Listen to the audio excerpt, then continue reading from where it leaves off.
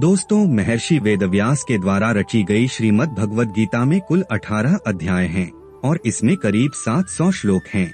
इनका 3 खंडों में संपादन किया गया है। प्रथम खंड के 6 अध्यायों में कर्मयोग का वर्णन बहुत ही विस्तार से किया गया है।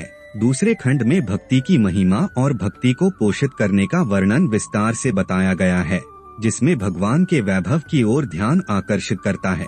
तीसरे खंड के 6 अध्यायों में तत्वज्ञान पर व्याख्या की गई है। दोस्तों, यदि आपके पास 18 अध्यायों को एक साथ देखने का समय नहीं है, तो आपकी सुविधा के लिए आप भगवत गीता के 18 अध्यायों के अलग अलग वीडियो भी देख सकते हैं और भगवत गीता के 18 अध्यायों को एक ही वीडियो में सागर तेज चैनल पर एक साथ भी देख सकते हैं। 15वां अध्याय पुरुषोत्तम योग। श्रीमद् भगवद गीता का 15वां अध्याय पुरुषोत्तम योग है। इसमें 20 श्लोक हैं। इसमें श्री कृष्ण कहते हैं कि दैवी प्रकृति वाले ज्ञानी पुरुष सर्व प्रकार से मेरा भजन करते हैं तथा आसुरी प्रकृति वाले अज्ञानी पुरुष मेरा उपहास करते हैं। श्री कृष्ण अर्जुन को भौतिक संसार की प्रकृति को समझाते हुए कहते हैं कि किस तरह मनुष्य इस दुनिया के मायाजाल में उलझकर रह जाता है। श्री कृष्ण अर्जुन के समझाने के लिए भौतिक संसार की तुलना ऊपर से नीचे तक फैले एक बरगद के वृक्ष से करते हैं, जिसकी जड़ें ऊपर की ओर और शाखाएं नीचे की ओर हैं, जिसके पत्तों को वैदिक रचनाएं मान सकते हो। हे अर्जुन, जो इस वृक्ष की प्रकृति को जान लेता है वो वेदों के ज्ञाता है। आगे श्री कृष्ण कहते हैं, ऊपर की ओर इस वृक्ष की जड़ में पूर्ण परमात्मा विराजमान है तथा उसके नीचे परमात्मा के 3 गुणों रजगुण ब्रह्मा है, सतगुण विष्णु है तथा तमगुण शिव है। इन तीनों गुणों का रूप ये अविनाशी बरगद का वृक्ष है तथा इस वृक्ष की शाखाएं भौतिक संसार की प्रकृति के इन्हीं 3 गुणों द्वारा पोषित होकर नीचे से ऊपर की ओर बढ़ती रहती हैं। वृक्ष की टहनियां मनुष्य की इंद्रियों की वस्तुएं हैं। इस वृक्ष की जड़ें भी नीचे की ओर जाती हैं। जब इस पेड़ की टहनियों के अंत में नए नए अंकुर आते हैं, जो मनुष्य की इच्छाओं को दर्शाता है। इसी तरह जब इस वृक्ष की टहनियां हर दिशा से बढ़ती है, जो इस ओर इशारा करती है कैसे मनुष्य ज्ञान के अभाव में उलझकर जीवन जीता है। मनुष्य की देहधारी आत्मा इस वृक्ष की उत्पत्ति का स्रोत, यह कब से अस्तित्व में है और कैसे बढ़ रहा है, इस ज्ञान को समझे बिना एक जन्म से दूसरे जन्म के चक्र की इसी उलझन में उलझकर इस वृक्ष की शाखाओं की तरह ऊपर से नीचे घूमती रहती है। आगे श्री कृष्ण अर्जुन से कहते हैं कि इस वृक्ष का वास्तविक स्वरूप इस संसार में देखा नहीं जा सकता। कोई भी मनुष्य इस माया के संसार को समझने में असमर्थ है।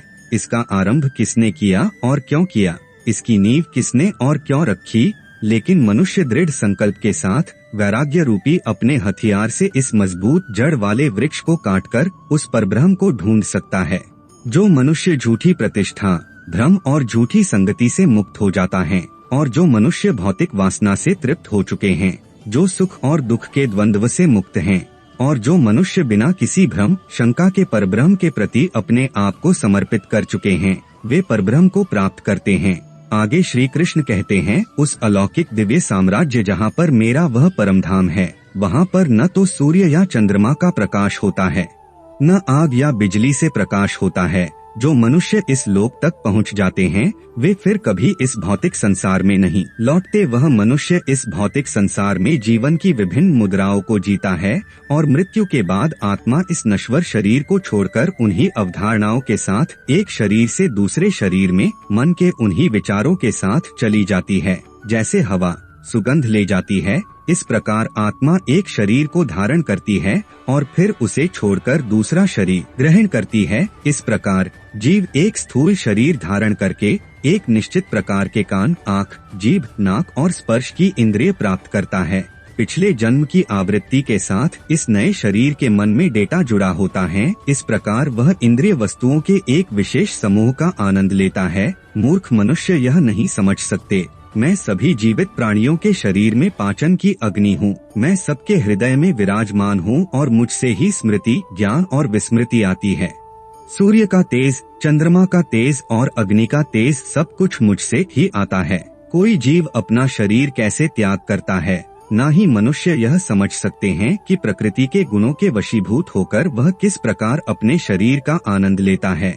लेकिन ज्ञानी जन सब जानते हैं कि सांसारिक सुख ये सब माया है। यह शरीर नाशवान है और आत्मा अविनाशी है। जो कोई मनुष्य संदेह किए बिना मुझे भगवान के रूप में जान चुका है, वह सब कुछ जानता है। इन सब में सबसे श्रेष्ठ है परमात्मा, जो सब लोगों का पालन पोषण करता है, इसलिए मैं ही पुरुषोत्तम हूँ। आज के लिए इतना ही दोस्तों। सागर तेज ज्ञान चैनल को शेयर और सब्सक्राइब करना ना भूलिएगा। राधे राधे, श्री कृष्ण।